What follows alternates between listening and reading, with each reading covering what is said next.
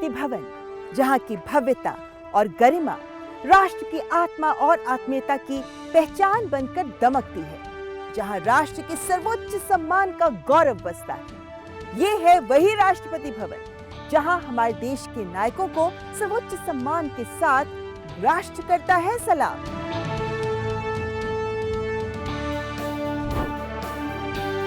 तो आइए यहीं से करते हैं हमारे पद्म श्रृंखला के सीजन 3 की शुरुआत। मिलते हैं उन नायकों से जिनकी कहानियां हैं प्रेरणा, जिनका संघर्ष है असाधारण और जिनकी पहचान बन गए हैं पद्म पुरस्कार। और इस कार्यक्रम में आपके साथ मैं हूं ममता चोपड़ा।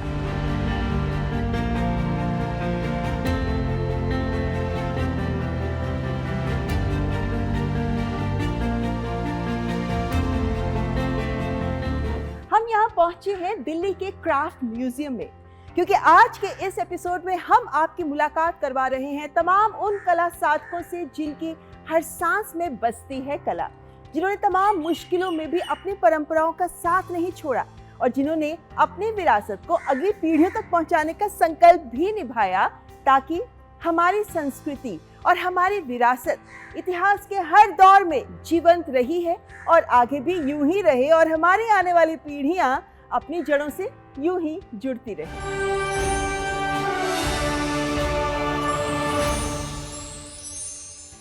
जिंदगी के 73 वर्ष कम नहीं होते, पूरा जीवन बीत जाता है। लेकिन अगर कोई कलाकार अपनी जिंदगी के 73 वर्ष किसी कला को समर्पित कर दे तो फिर बात करनी तो बनती है। हम बात कर रहे हैं गुजरात के वडोदरा के धार्मिक लाल चुन्नीलाल पांड्या की।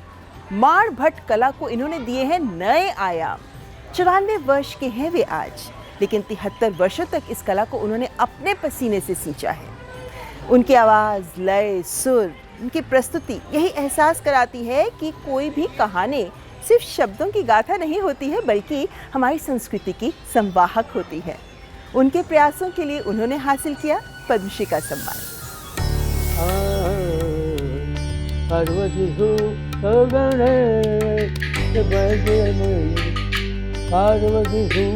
सदियों पुरानी गुजराती कथकला, जिसमें कलाकार उंगलियों में पहनी अंगूठियों से माण पर ताल देकर अपने स्वर, ताल और भावनाओं के साथ पौराणिक कथाएं और धार्मिक गाथाएं जीवंत कर देता है।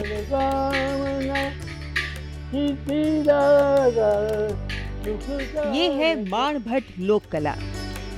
गुजरात के वडोदरा के 94 वर्षीय धार्मिक लाल चुन्नीलाल पांड्या ने 7 दशकों से अधिक समय तक इस दुर्लभ गुजराती लोक कथात्मक परंपरा आख्यान को तमाम बाधाओं के बाद भी अपने समर्पण से सींचा। मैट्रिक तक पहुँचे ही थे कि उनके पिता का देहांत हो गया। घर की जिम्मेदारी उनके कंधों पर आ गई तो उन्होंने कहानी सुनाना अपने गुजारे का जरिया बना लिया। पढ़ाई के साथ साथ शास्त्रीय संगीत का ज्ञान भी हासिल किया।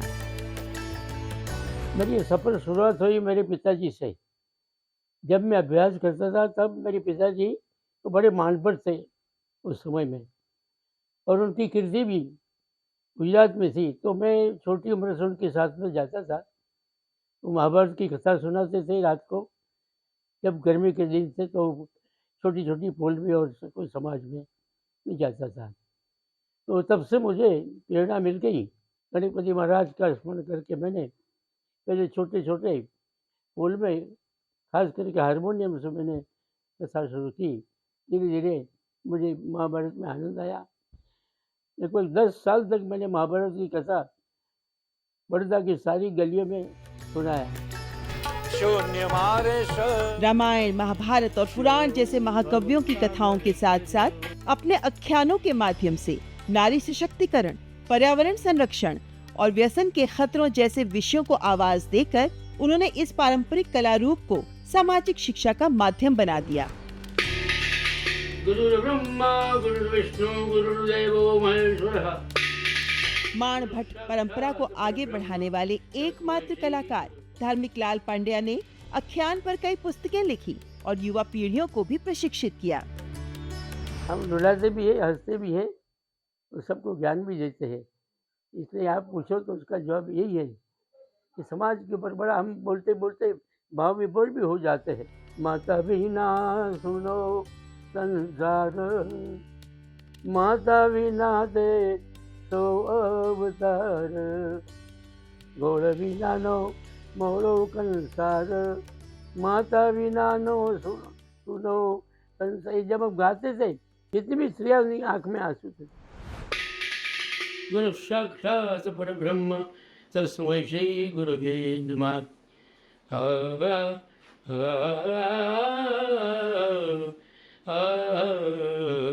संदेश में यही देना चाहता हूँ कि समाज में हमारी माण आख्यान कला का इतना प्रचार, जो राष्ट्रीय पुरस्कार जो पद्मश्री का दिया भारत सरकार ने, हम आभारी है गुजरात सरकार के। बस इसकी वजह से जो कुछ अभी चलता है वो आगे चल। लेकिन एक मेरी विनती है समाज में और कई बड़े लोगों में, और सरकार भी जो उनको प्रोत्साहन देगी। मुखे मुखे पलाशनु पान, हे मुखे मुखु हे सिरे मुखु पलाशनु पान। धार्मिक लाल पांड्या ने पिछले 7 दशकों में 2500 से अधिक आख्यान प्रस्तुतियां दी हैं। इस परंपरा के दस्तावेजीकरण और शिक्षण में भी उनका अद्भुत योगदान रहा है।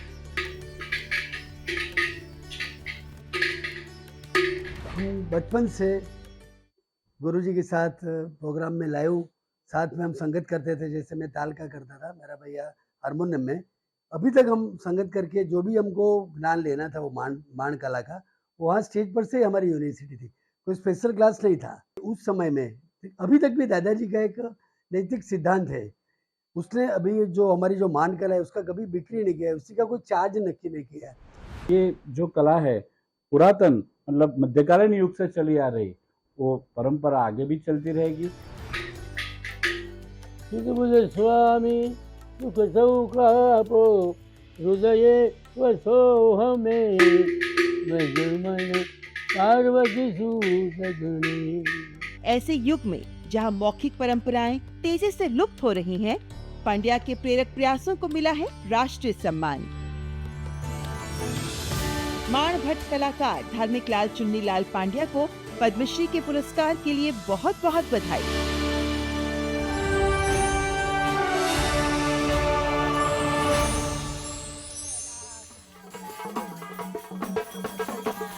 राजा उद बोला आणि तुळजापूरला चला, राजा उद बोला, राजा उद बोला, राजा छत्रपति शिवाजी महाराज की। क्या बात है, महाराष्ट्र की लोक कला का एक उदाहरण आपके सामने हमने रखा। क्या महत्ता थी इस गीत की? ये हमारे छत्रपति शिवाजी महाराज यानी कि और पूरे महाराष्ट्र की कुलस्वामिनी माँ भवानी, उनका जागरण है। जब जब शिवाजी महाराज युद्ध को जाते थे तो वह माँ भवानी को प्रसन्न करने के लिए जागर गोंधल करते थे। और जब हमारे बेटियों की बच्चों की शादी होते उसमें भी भवानी माता का जागरण होता है। तो ये जागर है महाराष्ट्र का, बहुत मशहूर। और महाराष्ट्र की संस्कृति तो इतनी समृद्ध है ना। और महाराष्ट्र के ही एक लोक वादक हैं भिडक्या लाडक्या ढिंडा, और इनकी बात करें तो ये तारपा वादक है। और तारपा बहुत से लोगों ने नाम भी नहीं सुना होगा इस वाद्य यंत्र का, लेकिन ये 10 फुट लंबा लौकी और बांस से बना एक ऐसा वाद्य यंत्र है जिसका इन्होंने संरक्षण किया और हर समारोह में ये बजाया जाता है, क्योंकि उन्होंने बहुत लोगों को इसमें प्रशिक्षित भी किया, इसीलिए उन्होंने पाया पद्मश्री का सम्मान।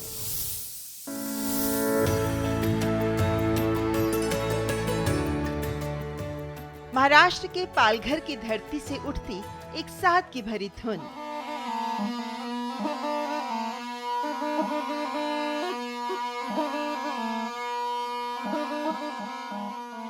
आज पूरे देश के दिलों में सम्मान बनकर गूंज रही है।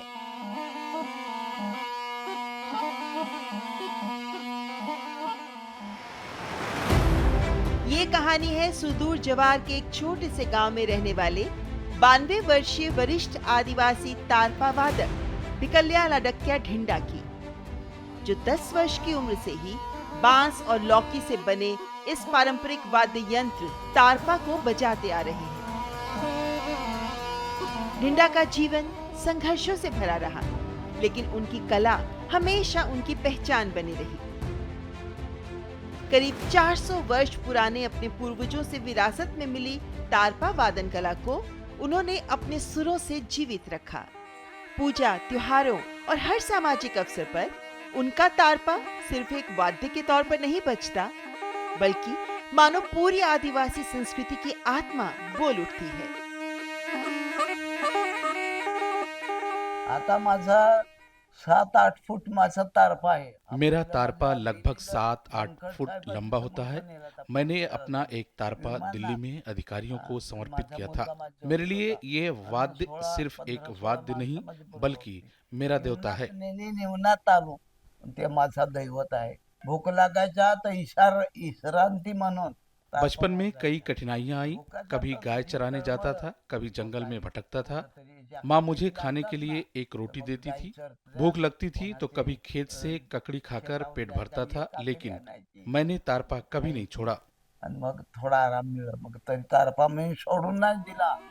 तारपा करीब 10 फुट तक लंबा हो सकता है। इसे साधना आसान नहीं है, लेकिन ढिंडा ने इसे अपनी जिंदगी का हिस्सा बना लिया।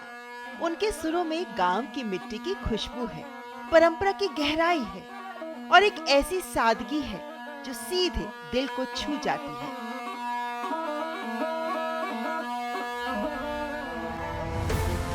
उन्होंने न सिर्फ देश भर में अपनी प्रस्तुतियों से लोगों को मंत्रमुग्ध किया, बल्कि कई युवाओं को ये कला सिखाकर उन्हें अपनी जड़ों से भी जोड़े रखा और आजीविका का रास्ता भी दिखाया। आज आम्ही लोक भूकताना तरी पण वाद्य ये कला मेरे पूर्वजों से चली आ रही है। मैंने इसे संभाला है और चाहता हूँ कि आगे की पीढ़ी भी इसे सीखे। लेकिन आजकल बच्चे इस कला में कम रुचि लेते हैं। अगर सरकार या कोई संस्था मदद करे तो मैं बच्चों को ये कला सिखाने के लिए तैयार हूँ। मैंने पहले भी करीब 100-200 बच्चों को तारपा बजाना सिखाया है। हमारी आदिवासी संस्कृति और ये वाद्य प्रकृति से जुड़ा हुआ है। इसे बचाना बहुत जरूरी है। आज बड़े बड़े लोग मुझसे मिलने आते हैं, मेरी तारीफ करते हैं, लेकिन मैं चाहता हूं कि इस कला को सच में आगे बढ़ाया जाए। बैट खेला जाता, रन काढ़ा जाता। हमारा जो पिता वो बजाता है तारपा, वो क्या है, वो हम पहले से वो स्कूल में जाते तो हमको थोड़ा थोड़ा बजाने आता है। लेकिन हमारा जो मेरे छोटे भाई का जो बेटा है वो थोड़ा 10-5 मिनट बजाता है। वो तो ये जो हमारी ये संस्कृति है वो हम ऐसे ही चलाते रहेंगे। अपने जीवन को पूरी तरह लोक कला की सेवा में समर्पित करने वाले भिकल्या लाडक्या ढिंडा को अपनी संस्कृति को जिंदा रखने की वर्षों की साधना, त्याग और निस्वार्थ प्रेम को देश कर रहा है सलाम। आदिवासी कला के संरक्षक भिकल्या लाडक्या ढिंडा को पद्मश्री पुरस्कार के लिए हार्दिक बधाई।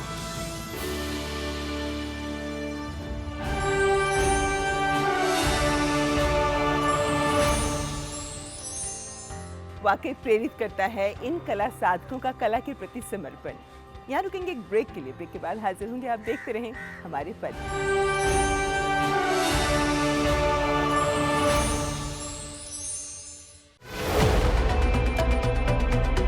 सोचिए, वो तारा जो रात को टिमटिमाता है, जिसका प्रकाश निकला था लाखों साल पहले। क्या आप जानते हैं आपके सेल में छुपा है एक जीनियस कोड, डीएनए।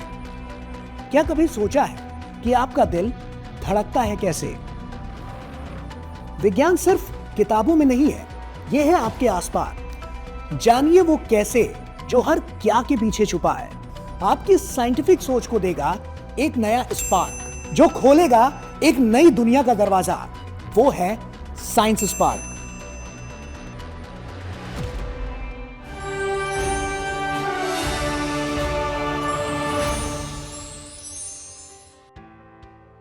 इस तरह के हथकरघे ही तो हैं जिन पर सदियों से हमारे देश के बुनकर अपने खून पसीने से हमारी वस्त्र संस्कृति के ऐसे ऐसे उदाहरण प्रस्तुत करते हैं कि देश भी उन्हें सलाम करता है।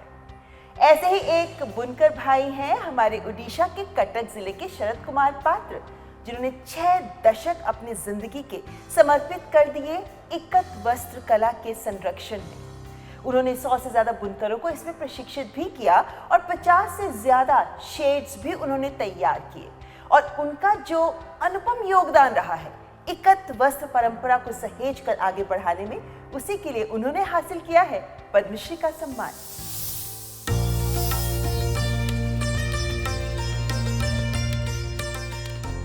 करघे पर चलते धागे की हल्की सी खनक, मानो समय खुद ठहरकर एक कहानी बुन रहा हो। एक ऐसी कहानी जिसमें रंग है, परंपरा है और पीढ़ियों की साधना बसी है। ये है इक्कत, एक प्राचीन वस्त्र परंपरा जिसमें कपड़े की बुनाई से पहले ही धागों को बांधकर रंगा जाता है। ओडिशा की इस समृद्ध बुनकर परंपरा इक्कत से जुड़े शरद कुमार पात्र ने इस कला को अपनी पूरी जिंदगी बना लिया। पिछले 60 वर्षों से वे कटक जिले के मणियाबंधु नुआपतना के हैंडलूम क्लस्टर में समय के साथ लुप्त हो रही इक्कत बुनाई को जीवित रखे हुए हैं। उनकी साधना का सबसे अद्भुत उदाहरण है गीत गोविंद की बुनाई, जिसे उन्होंने एक लंबे रेशमी कपड़े पर चित्रों और उड़िया लिपि के साथ बुना और इसे पूरा करने में उन्हें 7 वर्षों का समय लगा। ये सिर्फ एक कृति नहीं, बल्कि भक्ति, धैर्य और समर्पण का जीवंत प्रमाण है। उन्होंने 50 से अधिक प्राकृतिक रंगों के शेड विकसित किए और उन तकनीकों को फिर से जीवन दिया जो लगभग विलुप्त हो चुकी थी।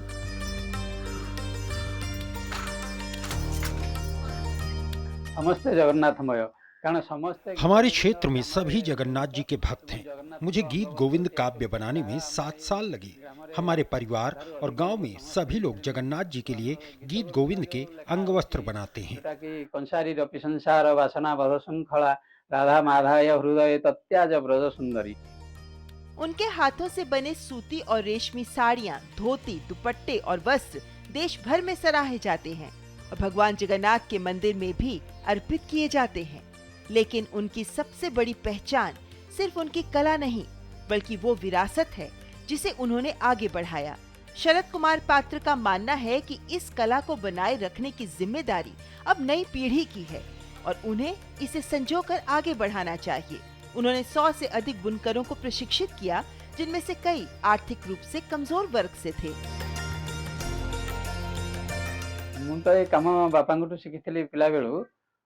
ये काम मैंने अपने पिताजी से सीखा है। मेरे पास 150 से 200 बच्चों ने यह काम सीखा है। उनमें से मायादार दास को राज्य और राष्ट्रीय पुरस्कार मिला है और भी बहुत से बच्चे सम्मानित हुए हैं। अनेक सब सम्मानित होउछंदी। एटे करिया परे मु नुवा काम देखिली, नुवा काम भी करली। मैं यहाँ पिछले 15 साल से काम कर रहा हूँ। गुरुजी ने मुझे बहुत अच्छे से यह काम सिखाया है। मुझे इस काम के लिए राष्ट्रीय पुरस्कार भी मिला है। गुरुजी को पद्मश्री पुरस्कार मिलने पर मुझे बहुत खुशी है। बहुत खुशी आनंद लगिला। पद्मश्री का सम्मान उनके जीवन भर की साधना का सच्चा फल है और उनके वर्षों के समर्पण को मिली एक बड़ी पहचान है।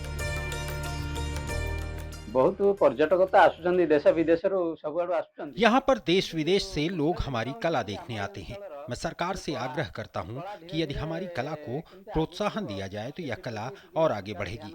मैं आज की युवा पीढ़ी से भी आग्रह करना चाहता हूँ कि वे इस कला को सीखें और अपनाएं, ताकि यह कला सुरक्षित रहे और आगे बढ़ती रहे। कला निश्चित आगे बढ़ियो। पद्मश्री अवार्ड पाई। मेरे पति को पद्मश्री मिलने जा रहा है। इसकी मुझे बहुत खुशी है। यह हमारे गांव के लिए भी गर्व की बात है। सबसे ज्यादा खुशी इस बात की है कि हमारे द्वारा बनाए गए गीत गोविंद वस्त्र भगवान जगन्नाथ जी को अर्पित होते हैं। भगवान जगन्नाथ पाखरे समर्पित होउची। उनकी इस साधना को विभिन्न मंचों पर सम्मान भी मिला। राष्ट्रीय पुरस्कार, प्रतिष्ठित संत कबीर पुरस्कार और अब पद्म पुरस्कार से मिली है उनकी कला साधना को राष्ट्रीय पहचान। प्राचीन रंगाई तकनीकों को पुनर्जीवित कर इक्कत कला के विकास और संरक्षण के लिए मास्टर बुनकर शरद कुमार पात्र को पद्मश्री के सम्मान के लिए बहुत बहुत बधाई।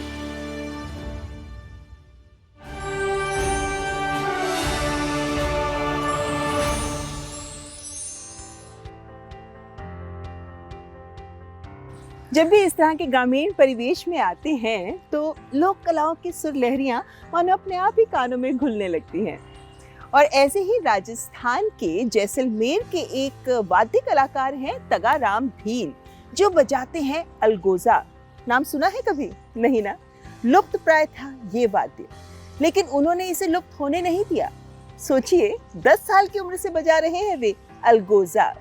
और बकरियां चरा रहे थे। लेकिन बकरियां चराते चराते उन्हें अलगोजा बजाने से ऐसा प्रेम हुआ कि उन्होंने ये साथ कभी नहीं छोड़ा और न केवल राजस्थान की इस आदिवासी लोक संस्कृति को स्थानीय स्तर पर जोर दिया, बल्कि 35 से अधिक देशों तक विश्व पटल पर ले गए वे इस अलगोजा वाद्य को।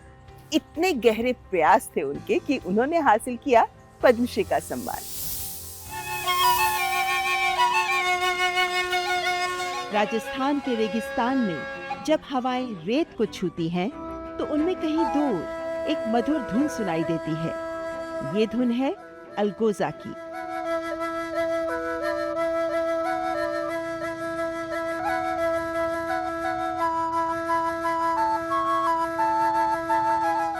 और इस धुन को अपनी पहचान बनाने वाले कलाकार हैं जैसलमेर के मुलसागर गांव के तगाराम भील।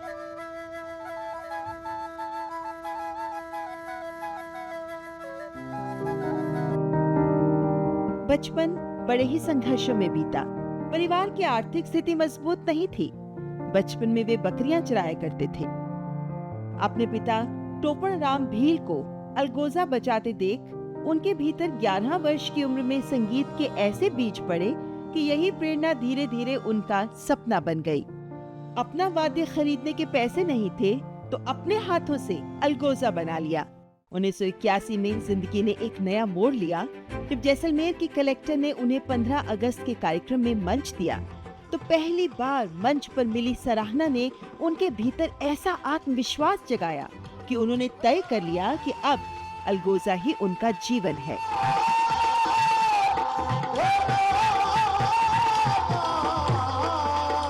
मेरे पिताजी बजाते थे, तब मैंने भी बकरी चराते हुए बकरी के साथ मुझे भेज देते थे और पिताजी अपने ऊँटने के ऊपर लकड़ी बेचते थे। तो उस टाइम मैंने भी चुपचाप से उठा करके बकरी के साथ लेके चला जाता अनुगुस के और बजाते बजाते खेलते बजाते सीख लिया। तो 3-4 साल के अंदर मैंने कंट्रोल कर लिया बजाना। तो पहला मेरा स्टेज शो हुआ था वो मेरा जैसलमेर में हुआ था 1981 में 15 अगस्त का प्रोग्राम हुआ था। तो ऐसे करता आगे से आगे मेरी पहचान बढ़ती गई और लोगों ने हर एक ने सहयोग किया मेरा, इसीलिए मैं यहाँ तक पहुँचा हूँ आज।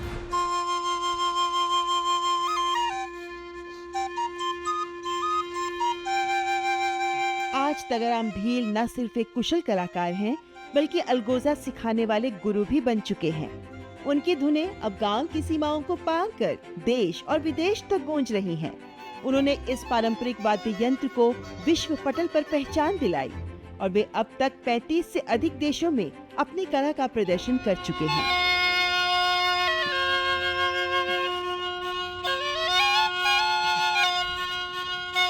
एक छोटे से गांव से निकलकर अंतर्राष्ट्रीय मंचों तक पहुंचने का उनका सफर संघर्ष, लगन और साधना की एक जीवंत मिसाल है।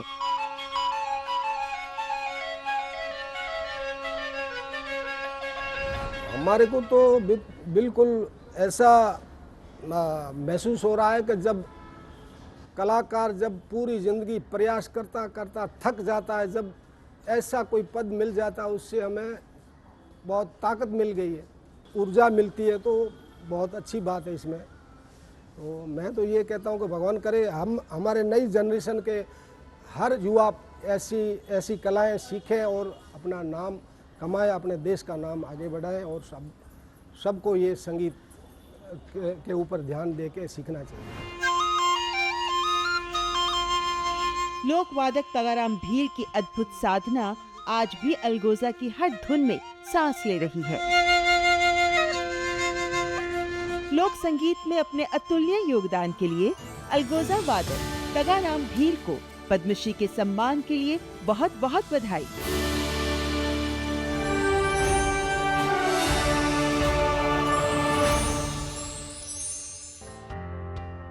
जन जन जुड़ जाते हैं तो बनता है समाज, और समाज निर्माण से ही तो देश निर्माण होता है। और हमारे देश में तो ऐसे कितने ही गुमनाम लोग हैं, साधारण लोग हैं, जिन्होंने अपने असाधारण जज्बे से देश के विकास में, समाज के विकास में और हमारी संस्कृति को समृद्ध करने में अपना सर्वस्व न्यौछावर कर दिया। हम आप उन्हें जानते नहीं हैं, लेकिन देश दे रहा है उन्हें पहचान पद्म पुरस्कारों के माध्यम से। और इन गुमनाम नायकों की गाथाएं हम लेकर आते हैं आपके लिए हमारे इस कार्यक्रम में। तो देखते रहिए हमारे पर्व और दीजिए हमारी पूरी टीम को इजाजत। नमस्कार।